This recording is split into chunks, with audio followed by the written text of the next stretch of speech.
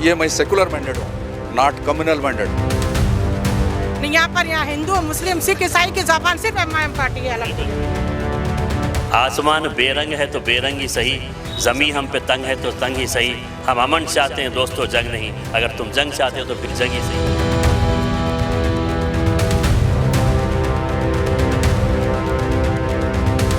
Deccan digest में आपका स्वागत है। इस समय हम लोग करीमनगर में मौजूद हैं। म्युनिसिपल इलेक्शन चल रहे हैं और जगह जगह रोड पे आपको कैंपेन करते दिख जाएंगे, चाहे वो एमआईएम पार्टी के लोग हों या फिर बीआरएस के हो या फिर कांग्रेस के या दूसरी पार्टी के बीजेपी के लोग हों। इस समय हम मौजूद हैं 37 वार्ड पर, जहाँ चुनावी कैंपेन चल रहा है। एमआईएम के लोग हैं, बड़ी भीड़ है, बच्चे भी हैं, नौजवान भी हैं, बुज़ुर्ग भी हैं, महिलाएँ भी हैं। तो जानने की कोशिश करेंगे कि आखिर किन मुद्दों को लेकर ये जनता के बीच जा रहे हैं और यहाँ से एमआईएम मजबूत मानी जाती है। पहले भी यहाँ से एमआईएम के कॉरपोरेटर रहे हैं, तो यहाँ कॉरपोरेटर के जो कैंडिडेट हैं उनसे जानने की कोशिश करेंगे किन मुद्दों को लेकर जनता के बीच जा रहे हैं और पिछले चुनाव के बाद इस बार कैसा माहौल है, जनता का रुझान क्या है और जनता क्या इनसे मांग कर रही हैं, ये जनता के सामने जनता को लुभाने के लिए क्या कुछ कर रहे हैं। तो शुरुआत में करता हूं, क्योंकि हमारे देश में लेडीज़ फर्स्ट का नारा दिया जाता है, महिलाएं पहले की जाती है। तो मैं शुरुआत भी करूंगा कि चुनाव को लेकर कैसा माहौल है। क्या नाम आपका? अस्सलाम वालेकुम रहमतुल्लाहि व बरकातहू। मेरा नाम राफिया सुल्ताना है। मैं x corporator, x option member AIMIM से हूँ। अल्हम्दुलिल्लाह मैं 2005 में यही डिवीज़न जब मेरा 21 था, मैंने कॉन्टेस्ट करके भारी अक्सरियत से जीत हासिल की है। अल्हम्दुलिल्लाह जब से लेके आज तक हम एमआईएम पार्टी से जुड़े हुए हैं और अल्लाह ताला से भी उम्मीद करते हैं कि इस पार्टी को यानी मजलिस इत्तेहाद मुस्लिमीन को हम आगे से आगे लेके जाएं। और जो सालार यानी सुल्तान सलाउद्दीन साहब ने जो ख्वाब देखा था, अल्हम्दुलिल्लाह आज 70 साल के बाद ये पूरा हो रहा है। आज हमारे साथ औरतें, ख़वातीन, बच्चे, बूढ़े, बुजुर्ग हर एक की पसंद है एमआईएम पार्टी यानी मजलिस इत्तेहाद मुस्लिमीन पतंग के निशान को ओढ़ देना। और मेरा मकसद यही है ये सामने लाइव आने का कि आज 37 डिवीज़न में हम सीनियर लीडर मोहम्मद बाबूजानी भाई को कॉन्टेस्ट के लिए खड़ा कर रहे हैं। एक सीनियर लीडर है, एक्सपीरियंस वाले हैं। अल्हम्दुलिल्लाह उनके पास ऐसे खुसूसियात है जो हर एक यानी गौर गरीब, अच्छे बुरे सब काम उनके पास जाके हम 24 आवर्स काम करा सकते हैं। ये क्वालिटी उनको देखकर एमआईएम पार्टी की तरफ से उनको टिकट दिया गया है। इससे पहले भी हमने बहुत से करीमनगर में भी टिकट दिए हैं। अल्हम्दुलिल्लाह वो आगे आके काम कर रहे हैं। आज हमारा मकसद यही है कि जनाब असदुद्दीन साहब और अकबरुद्दीन साहब के हाथों को मजबूत करें। टाउन प्रेसिडेंट सैयद गुलाम अहमद हुसैन साहब की आज ये कोशिश और मेहनत का नतीजा है, जो मेरे साथ ये सब खड़े हुए हैं। अल्हम्दुलिल्लाह ना उन्होंने दिन रात मेहनत की है करीमनगर में आवाम के साथ रहे कि वो करीमनगर नहीं, तेलंगाना नहीं बल्कि यूपी, बिहार, महाराष्ट्र जाके कैनवसिंग करते थे। ये सब आप लोग अपने फेसबुक पर और सोशल मीडिया पर देख चुके हैं। आज तेलंगाना यानी करीमनगर की बारी है और तेलंगाना में 37 डिवीज़न से आज हम ये कैनवसिंग कर रहे हैं। और आप लोगों से दुआ करती हूँ, इल्तिजा और गुजारिश करती हूँ कि पतंग के निशान को ओढ़ दें। और क्यों पतंग के निशान को? कि ऐसी पार्टी है जो बीआरएस, कांग्रेस और बीजेपी या किसी से भी नहीं डरती है पार्टी, और सब पार्टी वाले इस पार्टी के साथ रहते हैं और आंखों में आंखें डालकर। और हमारा अपना कोई सा भी काम है, सिर्फ जाके कारकुन भी अगर पार्टी का कोई एमआईएम कर रहा हो तो जाके बोले तो एमआईएम पार्टी के है बोले तो इंशाल्लाह हमारा काम हो जाता है। आज वैसी पार्टी है, मुसलमानों की आवाज़ उठाती है, या पार्लियामेंट में रहो, असेंबली में रहो, या जो है सो म्युनिसिपल इलेक्शन में रहो। सिर्फ ये मुसलमानों की पार्टी नहीं, दलित, ईसाई, सिख और मजहबी हर मजहब के तख्बे के लोग इसमें आके ज्वाइन हो सकते हैं। बीआरएस को छोड़ के आप आए और आपको टिकट मिल गया, बड़ा अच्छा लग है आपका। मैं पुराना एमआईएम का कायद हूँ। 2005 में हमारी बहन जो राफिया सुल्ताना साहब को बड़ा एरिया था, जब बढ़ चढ़ कर यहाँ पे हर कौम को भी, बैकवर्ड को, हिंदू भाइयों को भी, सबको साथ में लेके हमारी बहन को जिताएं। उसके बाद मैं आज़ाद उम्मीदवार था और उसके बाद अभी असद भाई ने फैसला किया कि महल्ले वालों की जो टीम जो आके सर्वे करने के बाद वो सर्वे के रिपोर्ट के हिसाब से मेरे को टिकट दिया गया। और मैं जब सोशल वर्क एक्टिविटीज़ में कंटिन्यू हूँ 25 साल से। अभी जो रोड आप देख रहे हैं स्मार्ट सिटी में 70 करोड़ रुपए लाके इस रोड को जब डलवाया, उसके बाद इस महल्ले में जब होदा भी ना रहा, एक उर्दू मीडियम स्कूल भी बनवाया यहाँ पे। मैंने राजीव विद्या मिशन से पैसे लाए 1 करोड़, उसके बाद गवर्नमेंट से जगह लिया अभी हमारे महल्ले के अंदर वहाँ पे 7th तक एक गवर्नमेंट स्कूल भी मैं बनवाने लगाया, उसका फाउंडर भी हूँ। जब मैं इंडिपेंडेंट था 2 करोड़ रुपए जब मैं सीएम एश्योरेंस ग्रांट जब 100 करोड़ रुपए जब ऐलान करे सीएम केसीआर साहब, उस टाइम पे भी मैं लड़के हमारे एमएलए से महल्ले को लेके आया।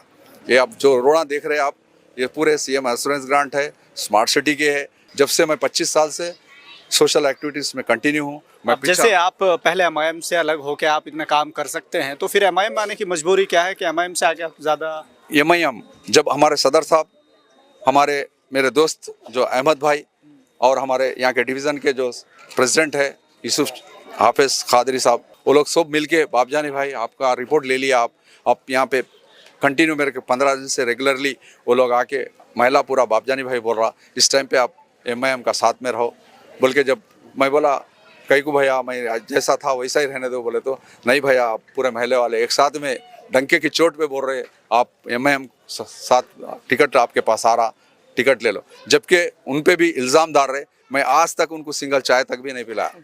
और पुराने हमारे मेरे चाहते करीमनगर आए तो बाबजानी कैसे है पूछते, वैसे शख्स है, वैसा दिली आप मोहब्बत है। जैसे आवाम के बीच आप जा रहे हैं जी। तो क्या इन मुद्दों पर वोट मांग रहे हैं या इनके अलावा कोई और मुद्दे हैं? क्योंकि जब बिहार में चुनाव होता है, महाराष्ट्र में चुनाव होता है तो अलग मुद्दे होते हैं, यहाँ के मुद्दे क्या हैं? यहाँ के मुद्दे ये मैं सेकुलर मैंडेट हूँ, नॉट कम्युनल मैंडेट।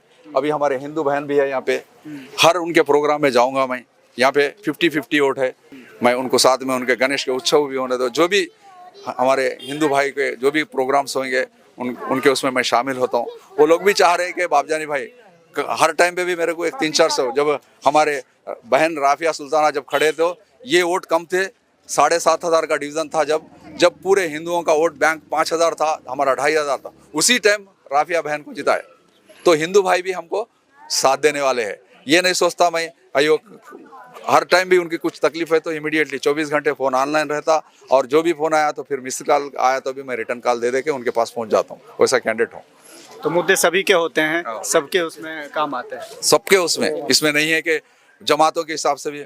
और हमारे पास सुन्नी जमात के है, मैं दरगाह को जाऊँगा। अभी हमारे दरगाह कमेटी मेंबर्स मिले तो मैं दरगाह को जाके चादर उड़ाऊंगा। मैं ये मसलक में मामले में भी मैं नहीं जाऊँगा, सिर्फ अल्लाह को नसीब पे अपने भरोसे पे ही मैं ज़िंदगी करने वाला हूँ। चलिए, चुनाव का टाइम है और वज़ात साहब क्या कहेंगे? आप घूम रहे हैं यहाँ, क्या लग रहा है आपके यहाँ से कितना अलग है? सबसे पहले आपको क्लियर ये कर दूंगा कि मजलिस इत्तेहादुल मुस्लिमीन करीमनगर के लिए कोई नई जमात नहीं है। तो करीमनगर के अंदर मुद्दा जैसा कि आप अभी कहा, सबसे बड़ा मसला ये है कि जो भी हुकूमत आई यहाँ पर, चाहे वो कांग्रेस की रहो, तेलुगु देशम की रहो या BRS की रहो, यहाँ के लोगों के साथ इंसाफ नहीं किया लोगों ने। यहाँ की तरक्की के लिए काम नहीं किया। तरक्की के जैसे मेरा प्राइमरी स्कूल्स नहीं है यहाँ पे बच्चों के लिए, हाई स्कूल्स नहीं है गवर्नमेंट के ज़ाती बिल्डिंग में, लड़कियों के लिए जूनियर डिग्री कॉलेज नहीं है, महिलाओं के लिए कोई मेडिकल सुविधाएँ नहीं है, कोई मेटर्निटी हॉस्पिटल नहीं है बड़ा गवर्नमेंट का, यहाँ पर कोई पार्क नहीं है, कोई प्लेग्राउंड नहीं है, कोई फायर स्टेशन नहीं है, कोई पोस्ट ऑफिस नहीं है। तो ये एरियो में अब जो बाबजानी भाई बताया कि उनकी अपनी ज़ात से उन्होंने 2 कोशिश करके ये रोड्स वगैरह डलवाया। अभी आप देखिए कच्चे मोरियाँ और नालियाँ यहाँ पर फिर रहे हैं बच्चों के लिए। तो ये तमाम चीज़ों के बुनियादी सहूलतों के लिए नगर पालिका में, बल्दिया में हमारा नुमाइंदा होना ज़रूरी है। तो ये लोग नुमाइंदे रहे तो फंड्स लाकर लोकल एरिया डेवलपमेंट के लिए लोग काम कर सकेंगे। ये मजलिस इत्तेहादुल मुस्लिमीन का मेन एम है। मजलिस इत्तेहादुल मुस्लिमीन सियासत में इसलिए आती है कि हर इलाके से, अब जहाँ ठहरा है हमारे 15 उम्मीदवार यहीं के मुकामी है, कोई हैदराबाद से नहीं लाए। तो यहाँ पर हम एक नेता बनाना चाहते हैं, एक विधायक बनाना चाहते हैं, यहाँ से एक लीडरशिप उभारना चाहते हैं ताकि यहाँ के मसाइल को हल कर सके।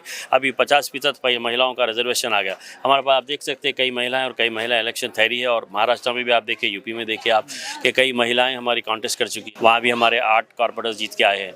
यूपी बिहार का तो हाल आप अच्छी तरह जानते हैं। करीमनगर अक्सर चर्चाओं में रहता है, अभी चर्चा में जब आया, जब सांसद जी ने कहा कि इसका नाम बदलेंगे। देखिए, नाम बदलने से रोज़गार नहीं मिलेगा, लोगों को तालीम नहीं मिलेगी, देश की गुर्बत दूर नहीं होगी, देश ताकतवर नहीं बनेगा। तो इनके पास कोई मुद्दा नहीं है। तो इसलिए ये जैसा आदिलाबाद का बेल्ट है, निर्मल का बेल्ट है, करीमनगर का, अब यहाँ पर बीजेपी आ गई है। यहाँ के जो बीजेपी के सांसद है वो आए दिन कंट्रोवर्शियल स्टेटमेंट देते रहते हैं, मुसलमानों के खिलाफ हो या इस्लाम के। तो ये यहाँ चलने वाला नहीं है। जैसा कि बाबजानी भाई ने कहा, हम सेकुलर लोग हैं, एमआईएम सेकुलर पार्टी है, सब संवादाओं के लोगों को लेकर चलने वाली पार्टी है। तो बिहार के चुनाव के बाद और महाराष्ट्र के लोकल चुनाव में जो रिजल्ट मिला, क्या उसका असर यहाँ देखने को मिलेगा? इंशाल्लाह यहाँ भी कामयाबी होंगी। जो महाराष्ट्र में 125 सीट जो जीत के आए, इंशाल्लाह जो करीमनगर में ठहरा, इंशाल्लाह वहाँ भी कामयाबी मिलेगी हमें इंशाल्लाह। अब यहाँ जो हमारा कॉन्टेस्ट का मुकाबला है, आप जैसे कह रहे हैं साबिक में BRS से नहीं है, बल्कि हमारा मुकाबला डायरेक्ट बीजेपी से है। क्योंकि कौन कहता है कि बीजेपी अवैसी से लड़ती है, कौन कहता है कि बीजेपी अवैसी से लड़ती है? हकीकत यह है कि बीजेपी अवैसी के साए से भी डरती है। तो आज हमारा मुकाबला बीजेपी से है। आज हमारा मुकाबला सेकुलर ताकतों को मजबूत करने के लिए हम इन लोगों को हराना चाहते हैं बस। तो बीजेपी को बीच में कहाँ से लेके आए? क्योंकि यहाँ सरकार कांग्रेस की है और कहते हैं कि यहाँ करीमनगर में एमआईएम मजबूत है, बीजेपी को कहाँ से लेके आए? एमपी तो यहाँ पे बीजेपी का है ना। आइडियोलॉजी वो तो चलेगी। अब जैसे नाम बदलने की बात करें, कौन बदलेगा नाम? ये तो बीजेपी बदलेगी। मेंटालिटी तो पूरी वही काम कर रही है। जो नेशनल मीडिया और नेशनल जो पॉलिटिक्स ही बीजेपी की है, तोड़ मरोड़ की, वही तो यहाँ पे लागू कर रहे हैं। बाकी सब रीजनल पार्टी से सब खत्म हो गए। यूपी में देखिए आप, मुलायम सिंह यादव की पार्टी खत्म हुई, बिहार में लालू परिवार खत्म होगा, एनसीपी समाजवादी बड़ी मजबूत है। उनके विधायक कहते हैं कि हमारे पास 37 सांसद है और अकेले सांसद लेके आप दंदनाते फिर रहे हैं। सुना होगा महाराष्ट्र। तो फिर तुम भी तो फिरो, तुम्हारे पास मुद्दा है तो फिरो, तुम क्यों नहीं फिर? तो यूपी से बाहर तो निकल के बताओ। अवैसी साहब पुराना शहर ओल्ड सिटी से निकल कर तेलंगाना, रायलसीमा, कर्नाटक, महाराष्ट्र, यूपी, झारखंड अकेले निकल गए। अब देखिए, उन्हें हम बेगैरत कह के पुकारा तो बुरा मान गए, उन्हें हम बेगैरत कह के पुकारा तो बुरा मान गए, आईना उन्हें दिखाया तो बुरा मान गए। उनके घर तो हमदिल दिवाली है, हमने एक दिया जलाया तो बुरा मान गए। एक हमारे वही साहब फिरते हैं तो दंदनाने की बात करते हैं। अब अबू आसिम आजिम को निकलो बोलिए, मुंबई के बाहर तो आओ बोलिए, ज़रा भेवंडी के बाहर, गोवंडी के बाहर तो आगे बात करो बोलिए। अवैसी साहब तो पूरा हिंदुस्तान फिरते हैं। अभी हम हैदराबाद के नगर पालिका आज करीमनगर में दंदनाते फिर रहे हैं। हमको कोई रोक के बता ले। जैसा कि रफियाबाजी ने कहा कि हमारी डरने घबराने वाली जमात नहीं है। आसमान बेरंग है तो बेरंग ही सही, ज़मी हम पे तंग है तो तंग ही सही। हम अमन चाहते हैं दोस्तों, जंग नहीं। अगर तुम जंग चाहते हो तो फिर जंग ही सही। हम लड़ने के लिए भी तैयार हैं। अभी जो बता रहे थे 37 समाजवादी पार्टी है। असद भाई पार्लियामेंट में 20 करोड़ मुसलमानों की आवाज़ उठाते हैं, हिंदुस्तान के 20 करोड़ की आवाज़ उठाते हैं। तो अंदाज़ा लगाइए उनके पीछे कितना है। होंगे अकेले। वो लोग भी दावा करते हैं कि सबसे ज़्यादा हम ही बोलते हैं मुसलमानों के मुद्दे पर। कोई नहीं बोलेंगे। आप पार्लियामेंट में जब देखेंगे 37 जो एमपी समाजवादी पार्टी के कितने लोग पार्टे, कितने लोग उनका साथ दिए। ये सब गलत है, ये सब खाली दिखावा है, वो लोगों का दुकान है, ये सब दिखावा है। क्या कह रहे हैं वक्फ बिल को लेके? समाजवादी के सांसदों ने उसके खिलाफ वोट किया है। मैं वक्फ बिल को लेके यही कहना चाहती हूँ कि मेरे चीफ जो असदुद्दीन अवैसी साहब है, उन्होंने डंके की चोट पे पार्लियामेंट में बिल फाड़ा है। ये उनका मुंह तोड़ जवाब था जो अगेंस्ट जो हमारे मुसलमानों के खिलाफ थे। और कभी भी मुसलमानों की जब बात आती है मुसलमानों के कानून के खिलाफ या मुसलमानों का साथ देने के खिलाफ, तो ना BRS आती है, ना कांग्रेस आती है, ना बीजेपी आती है। ये आती है सिर्फ इत्तेहाद मुस्लिमीन MIM पार्टी आती है, जो हमेशा मुसलमानों की जबान बोली है। यहाँ पर यहाँ हिंदू, मुस्लिम, सिख, ईसाई की जबान सिर्फ MIM पार्टी है। अल्हम्दुलिल्लाह।